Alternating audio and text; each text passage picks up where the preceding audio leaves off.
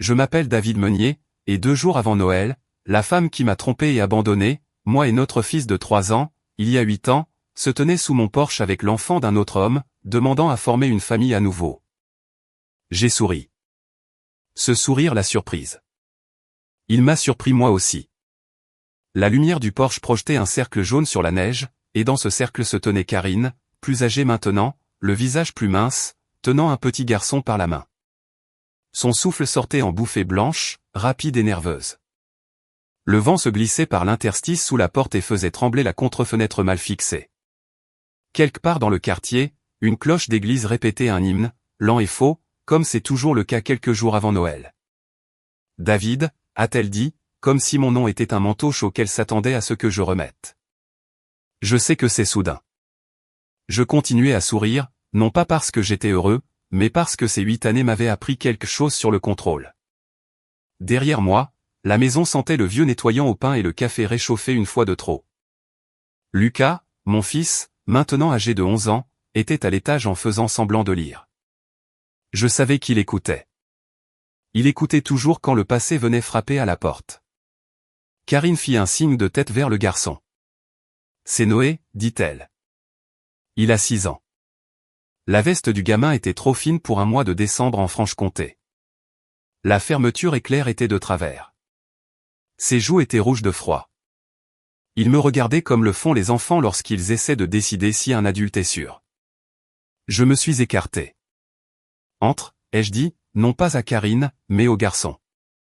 Il fait froid. » Karine hésita, puis franchit le seuil. Des flocons de neige s'accrochaient à ses cheveux et fondaient sur le paillasson. J'ai pris la veste de Noé, je l'ai accrochée à la patère près de la porte et je lui ai tendu une tasse de chocolat chaud que je venais de verser pour Lucas avant que la sonnette ne retentisse. Ses mains l'ont entouré comme s'il s'agissait d'une promesse. Karine m'observait, les yeux parcourant le salon. Le même canapé, la même étagère, la même photo de travers du doux que j'avais acheté à une foire d'art locale il y a des années. Elle absorbait tout cela comme quelqu'un qui mesure la superficie. « Je ne suis pas venu pour le pardon, dit-elle rapidement. Je suis venu parce que c'est important. » J'ai souri à nouveau, un sourire plus petit cette fois. C'était important il y a 8 ans. Sa bouche se crispa. J'ai fait des erreurs.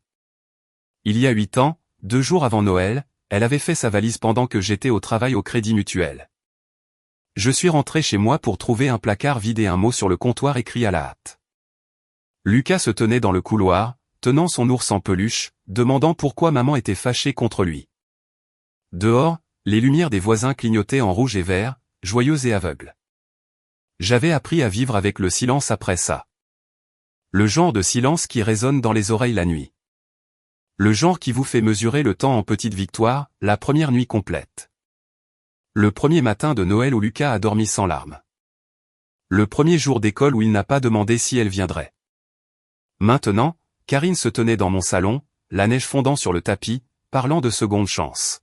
« On peut bien faire les choses » a-t-elle dit. « Je te connais. Tu es stable. Tu l'as toujours été. » Noé buvait son chocolat, ses yeux naviguant entre nous. J'ai pris une couverture sur le fauteuil et je l'ai drapée sur ses épaules. Karine a tendu la main comme pour toucher mon bras. J'ai reculé juste assez. À l'étage, un plancher a craqué. « Lucas est là » dit Karine, sa voix s'adoucissant. « J'aimerais le voir. »« Ce n'est pas à toi de décider » ai-je dit, toujours calme. Elle déglutit. « J'ai des droits, David. » Ça y était. Pas d'amour, pas de regrets, des mots de papier, des termes juridiques. Il y a 8 ans, après son départ, j'ai appris le goût des chiffres. Les heures supplémentaires, les factures de garderie, les reçus d'essence. J'ai vendu ma vieille Peugeot pour garder l'électricité.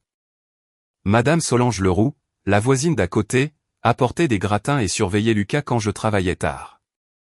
Les tempêtes passent, m'a-t-elle dit un jour en me tapotant l'épaule, mais les enfants se souviennent de qui est resté. Karine n'était pas restée. Elle n'avait pas payé de pension alimentaire non plus. Pas une seule fois. Le document du tribunal indiquait abandon, garde exclusive, de l'encre noire sur du papier blanc, lourd comme la vérité. Maintenant, elle était de retour, regardant autour d'elle comme si la maison pouvait encore la reconnaître. Je veux juste parler, dit-elle. Pour Noël. J'ai jeté un coup d'œil à l'horloge. 18h42. La routine du coucher de Lucas commençait dans 18 minutes. Il aimait quand les choses restaient à l'heure. Parle, ai-je dit. Elle m'a parlé d'années difficiles et de malchance, de déménagements incessants, du père de Noé qui était parti. Elle parlait vite, comme si elle avait peur que je l'interrompe. Quand elle a mentionné Dieu et le destin, j'ai souri à nouveau faiblement. J'avais déjà entendu ces mots de la part de gens qui voulaient quelque chose qu'ils n'avaient pas mérité. À un moment donné, elle a dit « Lucas se débrouille bien au foot, n'est-ce pas ?» Milieu défensif. Le sourire est resté, mais quelque chose en moi s'est figé. Je ne lui avais pas dit ça. Je ne l'avais dit à personne en dehors d'un petit cercle. Elle a saisi le changement. Les gens parlent, a-t-elle dit. La cloche de l'église s'est arrêtée. La maison s'est calmée. Noé a fini son chocolat et a posé la tasse avec précaution, comme le font les enfants quand ils ne veulent rien casser. Karine a fouillé dans son sac à main et a glissé un papier plié sur la table basse. Il y a des choses que nous n'avons jamais terminées, a-t-elle dit. Des choses qui étaient à nous. Je n'ai pas touché au papier. À l'étage, la porte de Lucas s'est ouverte. Il se tenait en haut de l'escalier, plus âgé, plus grand, plus courageux. Il a regardé Karine, puis le garçon avec la couverture. « Papa » a-t-il dit. J'ai levé les yeux vers mon fils et j'ai senti le poids de 8 hivers se soulever juste un peu. « Oui, mon grand » ai-je dit. « Je suis là. » Karine nous regardait, l'espoir vacillant comme une ampoule défectueuse. Je continuais à sourire parce qu'après 8 ans, j'avais enfin compris quelque chose qu'elle ne comprenait pas. Ce n'était pas la fin de l'histoire. C'était le début de la vérité. La nuit où Karine s'est présentée, j'ai dormi dans mon fauteuil devant la chambre de Lucas. Non pas parce que j'avais peur qu'elle se faufile à l'étage, elle ne connaissait plus la maison comme autrefois, mais parce que certaines habitudes ne vous quittent jamais. Quand quelqu'un vous abandonne une fois, vous apprenez à garder les portes 2 fois plus. Je m'appelle David Meunier.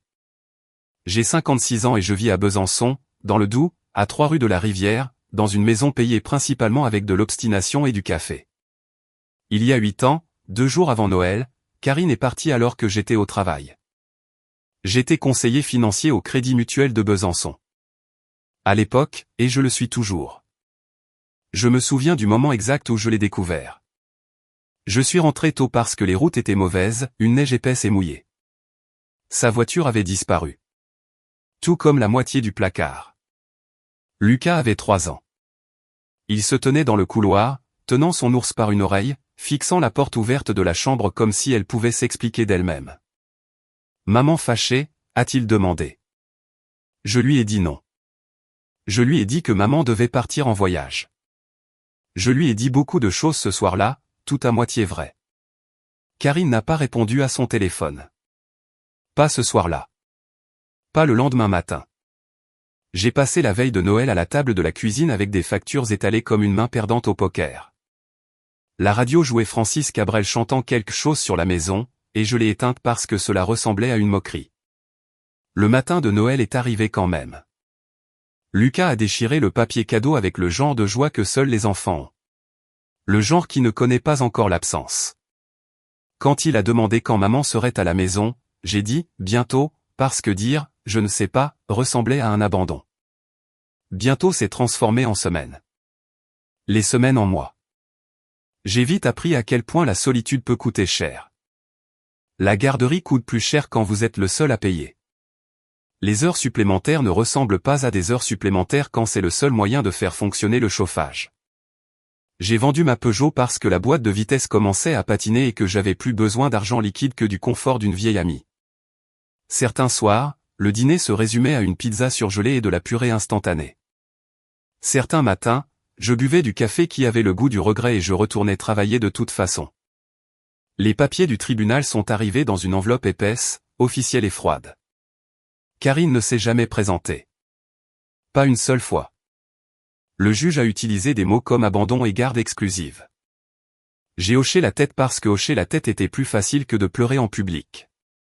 Une pension alimentaire a été ordonnée. Elle n'est jamais arrivée.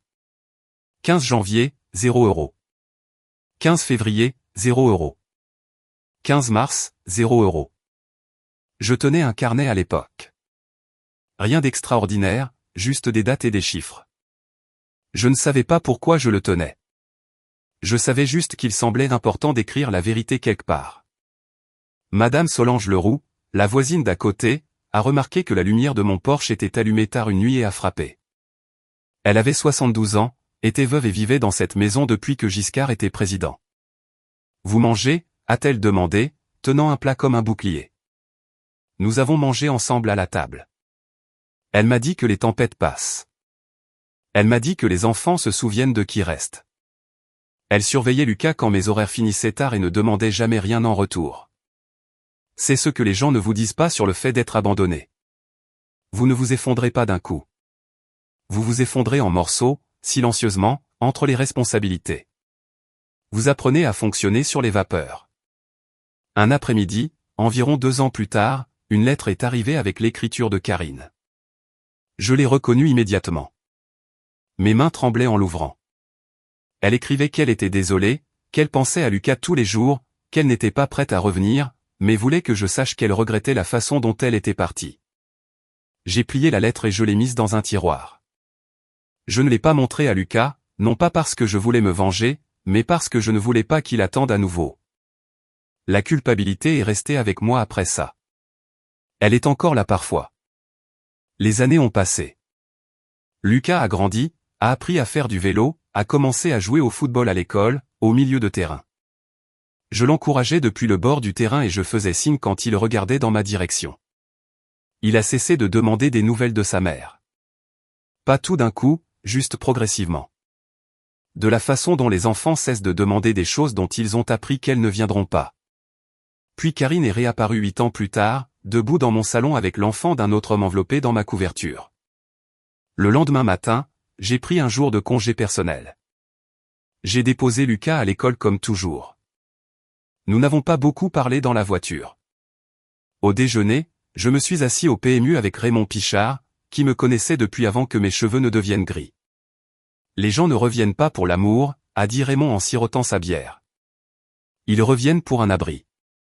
Cet après-midi-là, j'ai appelé maître Chloé Durand, une avocate en droit de la famille du centre-ville. Franche. Pas de bêtises. Elle teste les limites, a dit maître Durand après que je lui ai tout raconté. Laissez-la parler. Vous, apportez juste les faits. Ce soir-là, Lucas m'a demandé, « Papa, est-ce qu'elle reste ?» J'ai regardé mon fils, je l'ai vraiment regardé, ce garçon qui a grandi sans excuse. Non, ai-je dit, plus maintenant. Dehors, le vent faisait trembler les fenêtres. La maison tenait bon. Karine pensait qu'elle frappait à une porte qui lui appartenait encore. Ce qu'elle ne savait pas, c'est que les fondations avaient été coulées sans elle et qu'elles étaient solides. Karine est restée en ville cette semaine-là. Je le savais parce que Madame Solange m'a dit qu'elle avait vu sa voiture garée devant le motel Formule 1 près de la Nationale, celui avec l'enseigne libre qui clignote et le distributeur qui ne marche jamais. Les gens pensent toujours que revenir est dramatique. La plupart du temps, c'est juste petit et triste. Je m'appelle David Meunier. Et le 3e soir après son retour, j'ai compris exactement pourquoi elle était là. Elle m'a appelé juste après le dîner, je rinçais les assiettes, écoutant le bourdonnement du lave-vaisselle et le sifflement sourd du vent poussant la neige contre le crépi. On peut parler, a-t-elle demandé. Quelque part de neutre. Neutre, j'ai appris au fil des ans, signifie généralement, public. Nous nous sommes rencontrés à la cafétéria du centre commercial près de la place de la Révolution. La même odeur de café et d'huile de friture qu'elle a toujours eue. Les mêmes sols en linoléum. Elle était assise en face de moi, les mains serrées autour d'un gobelet en carton. Noé est avec une babysitter, a-t-elle dit. Je l'ai cru. Le gamin méritait de la chaleur et des dessins animés, pas des conversations d'adultes qui tournaient en rond comme des vautours. Karine a commencé par des excuses. Elle sortait de manière répétée, comme si elle les avait dites devant le miroir. J'ai été égoïste. J'ai paniqué. J'ai tout gâché. J'ai écouté. J'écoute toujours. C'est comme ça que j'apprends à survivre aux réunions et aux salles d'audience. Puis la véritable demande est arrivée, enveloppée dans des mots plus doux. Je n'ai pas de stabilité, a-t-elle dit. Pas d'adresse fixe. Les écoles n'inscriront pas Noé sans ça. J'ai besoin d'un endroit. Un vrai endroit.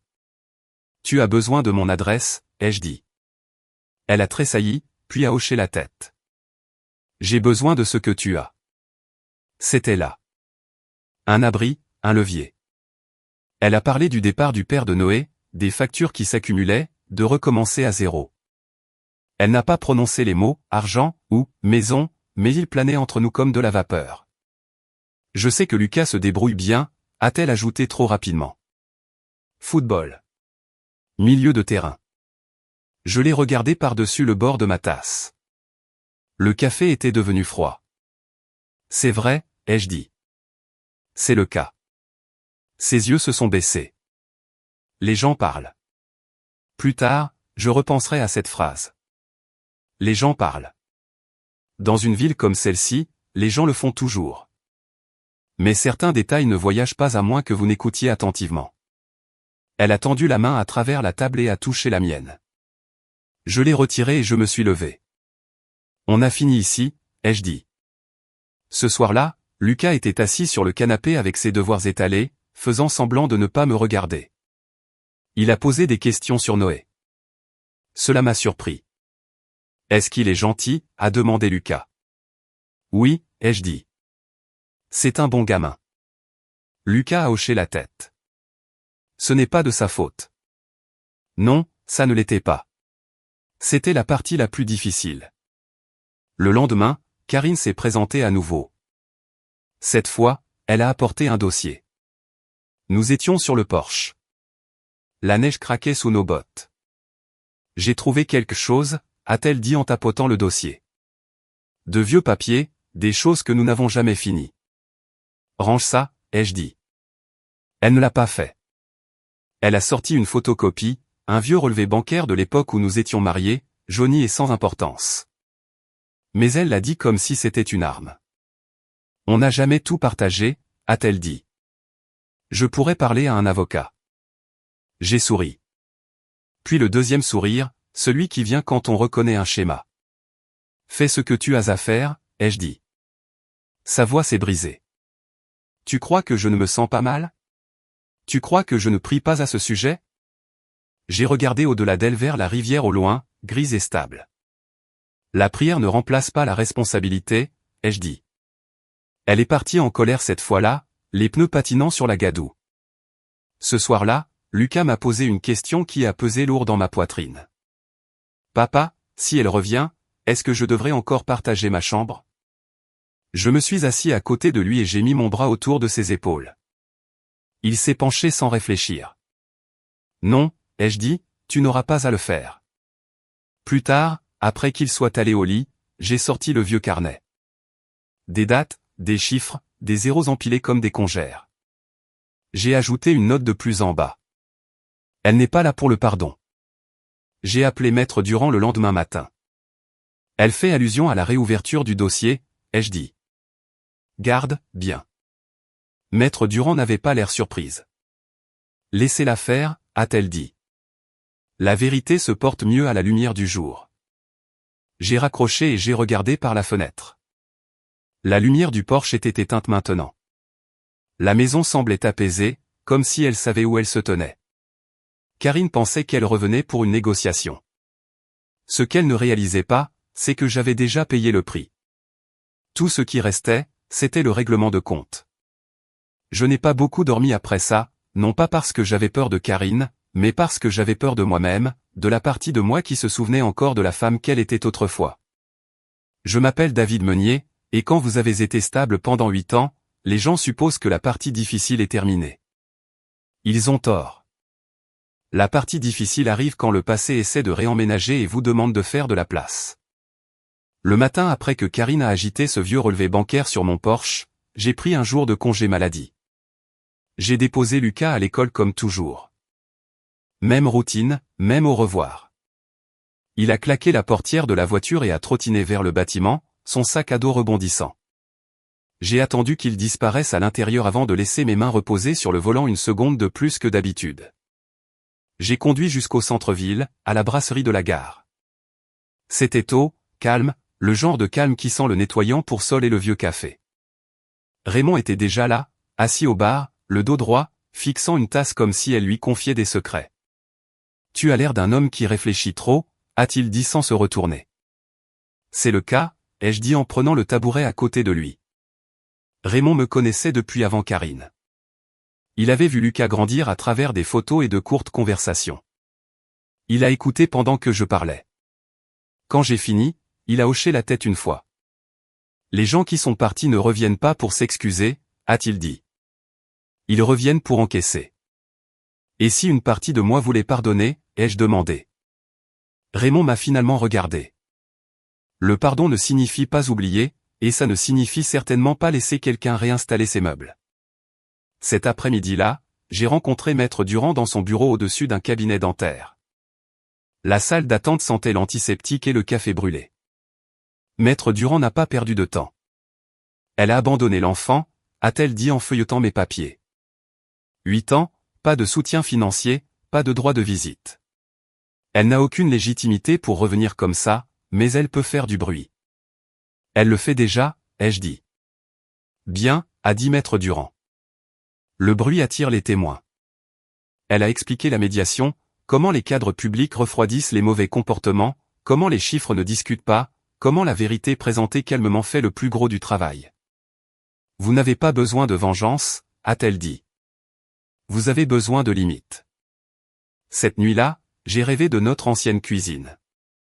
Karine était debout devant la cuisinière en fredonnant, portant une de mes chemises. Lucas était petit à nouveau, riant. Pendant un instant, tout semblait juste. Puis je me suis réveillé. La maison était sombre. Le chauffage s'est enclenché. Je suis resté allongé à fixer le plafond, la colère montant, non pas contre Karine, mais contre moi-même pour avoir regretté quelque chose qui n'existait plus. Je me suis levé et je suis allé voir Lucas. Il dormait étendu en travers, un pied pendant hors du lit. J'ai remonté la couverture et je suis resté là 1 minute, à respirer sa présence, me rappelant pourquoi j'étais resté. Le plan s'est mis en place tranquillement. Pas de piège, pas de cris, juste des faits alignés comme des poteaux de clôture. Maître Durand a organisé une médiation à la salle municipale, un terrain neutre, un espace communautaire. Karine a accepté plus vite que je ne l'espérais. Je pense qu'elle croyait que sa confiance en elle la porterait. La veille de la réunion, Karine est repassée. Cette fois, Noé était avec elle. Le vent était coupant et le nez du gamin était rouge. Peut-il se réchauffer, a-t-elle demandé. J'ai hoché la tête.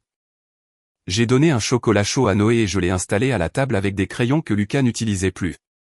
Karine rôdait autour, les yeux doux, la voix basse. Tu n'es pas obligé de faire ça, a-t-elle dit. On pourrait régler ça en privé. J'ai souri. Le troisième type de sourire, celui qui comprend la tentation. C'est privé, ai-je dit. Juste pas secret.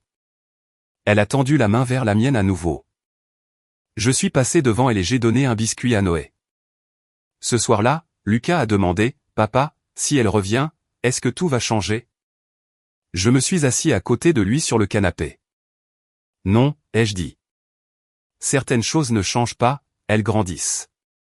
Il a hoché la tête, satisfait. Dehors, la lumière du porche brillait de manière stable contre la neige. J'ai étalé le dossier sur la table après que Lucas soit allé au lit. Ordonnance du tribunal, relevé de paiement, mon vieux carnet, 8 ans de 0. Je ne me sentais pas en colère. Je me sentais prêt. Karine pensait que la réunion porterait sur les sentiments. Je savais qu'elle porterait sur les faits. La salle municipale sentait le vieux bois, le café noir et les manteaux d'hiver qui avaient vu trop de mois de janvier franc-comtois. Des drapeaux bordaient les murs. Des chaises pliantes étaient installées en rangées inégales, comme elles le sont toujours quand un endroit est destiné au loto et non au règlement de compte. Je m'appelle David Meunier. Et au moment où je suis entré dans cette pièce, je n'étais plus en colère. J'étais calme. Le calme est ce qui vient après avoir survécu aux pires choses que quelqu'un peut vous faire. Karine est arrivée avec 10 minutes de retard. Elle l'avait toujours été. Elle portait un manteau sombre et une expression prudente, le genre que les gens répètent devant les miroirs. Noé n'était pas avec elle. J'en étais reconnaissant. Maître Durand était assise à côté de moi, bloc-notes ouvert, stylo prêt. Raymond était au fond, les bras croisés. Madame Solange était assise près de l'allée, son sac à main sur les genoux, les yeux vifs comme jamais. Un médiateur de la préfecture a ajusté ses lunettes et s'est éclairci la gorge. Nous sommes ici pour discuter d'affaires familiales, a-t-il dit. Gardons cela respectueux. Karine a hoché la tête rapidement. Bien sûr, a-t-elle commencé à parler tout de suite de croissance, d'erreur, de la façon dont les gens changent. Sa voix montait et descendait plus vite à mesure qu'elle avançait, des larmes apparaissant sur commande. Elle a parlé de Noël, de pardon, de la nécessité pour les enfants d'avoir leurs deux parents. J'ai attendu. Quand elle a fait une pause pour respirer, je me suis levé. Je serai bref, ai-je dit. La salle s'est tue. Même le vieux radiateur semblait retenir son souffle. Il y a 8 ans, ai-je dit, 2 jours avant Noël, Karine nous a quittés, notre fils et moi. Elle n'est pas revenue. Elle n'a pas appelé. Elle n'a apporté aucun soutien. Karine a secoué la tête. Ce n'est pas juste. J'ai continué, ma voix égale. 15 janvier, année 1, ai-je dit. Pension alimentaire payée, 0 €. 15 février, 0 €. 15 mars, 0 €. Je ne me suis pas précipité. J'ai laissé les chiffres atterrir. J'ai lu les mois, les années, page après page. Les zéros s'empilaient comme une chute de neige. La respiration de Karine devenait plus bruyante. Je n'avais pas d'argent, a-t-elle dit. Tu le sais. Je sais que tu n'en as pas envoyé, ai-je dit. Le médiateur s'est penché en avant. Maître Durand a fait glisser l'ordonnance du tribunal sur la table. Garde exclusive, abandon, tampons officiels, de l'encre qui ne se soucie pas des sentiments. La voix de Karine est montée. J'étais jeune. J'avais peur. J'ai fait des erreurs. Moi aussi, ai-je dit. Je suis resté. Il y a eu un murmure dans la salle. Pas fort, juste une reconnaissance. Karine a tenté un dernier virage. Lucas mérite sa mère. À ce moment-là, la porte latérale s'est ouverte. Lucas est entré, sac à dos sur l'épaule, carré. Il avait insisté pour venir. Maître Durand et moi n'avions accepté que s'il ne parlait qu'une fois et seulement s'il le voulait. Il a regardé Karine, l'a vraiment regardée. Est-ce toi qui as fait pleurer mon papa ce Noël-là, a-t-il demandé. Ce n'était pas fort. Ça n'avait pas besoin de l'être. La bouche de Karine s'est ouverte. Aucun son n'en est sorti. Le médiateur s'est raclé la gorge à nouveau. D'après le dossier, a-t-il dit, il n'y a aucune raison de rouvrir la garde à ce stade. Il y a cependant un arriéré important de pension alimentaire. Maître Durand a hoché la tête. Nous poursuivrons le recouvrement complet. Karine s'est rassise, dégonflée. La performance était terminée. Pas d'applaudissements. Je n'ai pas souri à ce moment-là. Je n'en avais pas besoin. Alors que nous nous levions pour partir, Karine a chuchoté, je t'ai observé. Je savais que tu t'en sortirais sans moi. Je me suis retourné une fois. On ne s'en est pas sorti, ai-je dit. On est juste devenu meilleur. Dehors, le froid frappait net et tranchant.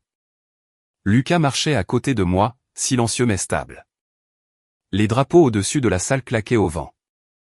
La justice ne crie pas toujours. Parfois, elle énonce simplement la vérité et laisse le silence faire le reste. La neige tombait plus fort cette nuit-là, le genre de neige qui apaise tout ce qu'elle touche.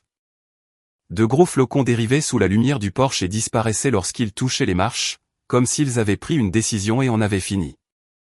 Je m'appelle David Meunier, et pour la première fois en 8 ans, je savais exactement où était la place du passé. Karine s'est tenue sur le porche une dernière fois. Pas de dossier, pas de discours, juste elle et le froid. Le vent gonflait son manteau et elle le serrait plus fort, comme le font les gens quand ils réalisent enfin qu'il n'y a plus rien à quoi se raccrocher. Je ne pensais pas que ça finirait comme ça, a-t-elle dit. Ça n'a pas fini aujourd'hui, ai-je dit. C'est fini il y a longtemps. Elle a regardé au-delà de moi, vers l'intérieur de la maison. La lampe était allumée. Les murs étaient chauds de lumière. Quelque part à l'étage, Lucas se brossait les dents en fredonnant faux. Des sons ordinaires, des sons sacrés. Je voulais juste récupérer la maison, a-t-elle dit. J'ai hoché la tête. C'est ça le problème. Tu voulais la maison, Aos. Tu as quitté le foyer, Home. Pendant un instant, ses yeux se sont remplis de larmes. Peut-être que c'était vrai. Peut-être que non. À mon âge, j'ai appris que la différence n'a pas toujours d'importance. Ce qui compte, c'est ce que vous faites ensuite. Je suis désolé, a-t-elle dit doucement cette fois. Je crois qu'elle était désolée pour elle-même, et c'était assez d'honnêteté pour une nuit. J'ai souri alors, le dernier sourire, pas amer, pas sur mes gardes, paisible. J'espère que tu trouveras ta voie, ai-je dit, mais pas ici. J'ai fermé la porte, pas fort, pas doucement, juste fermement. La serrure a cliqué, solide, définitive. Une année a passé. Le Noël suivant, notre salle paroissiale était bruyante de rire et du cliquetis des plats en aluminium. Le gratin de Madame Solange a disparu en 10 minutes. Raymond portait un pull ridicule et faisait semblant de ne pas l'apprécier. Lucas aidait à décorer un arbre tordu et se plaignait des lumières comme si c'était son travail. Dehors, la neige tombait de la même manière qu'elle le fait toujours en Franche-Comté. Stable, honnête, inévitable. Karine n'est jamais revenue. Le processus juridique a fait son œuvre. Les arriérés de pension alimentaire ont été collectés lentement, officiellement, sans drame. La responsabilité, pas la vengeance. C'était suffisant. Lucas a grandi, est devenu plus fort.